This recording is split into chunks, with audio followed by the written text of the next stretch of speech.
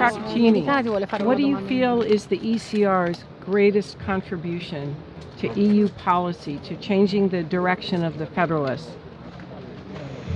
ECR is a movement who wants to change the European Union. We usually say we think that European Union must do less but better. This is our mantra. We think we have to conserve our main values, our cultural identity.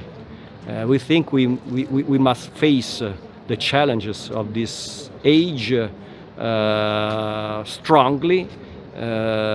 We must keep our identity because we think that this is the key to win the challenges. For example, we think we must protect our external borders from the illegal migration. We think we must protect our internal market from the dumping, for example, of the Chinese regime. We think we must have a transition, a green transition, sustainable. We think there's nothing good if we leave in the hands of the Chinese regime this transition. We think there's another way to do it, and this is why we are here. This is why we exist. This is our contribution. Obviously, it's up to the numbers.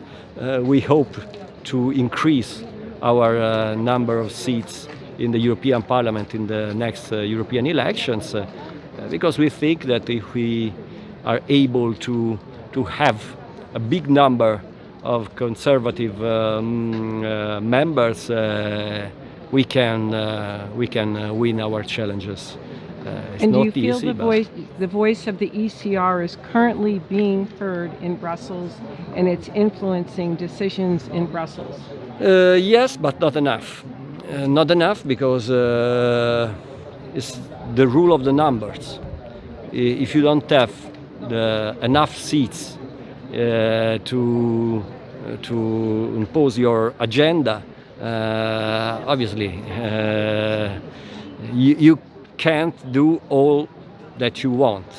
But I think looking at the polls, I think our destiny is to increase our presence, our number of seats.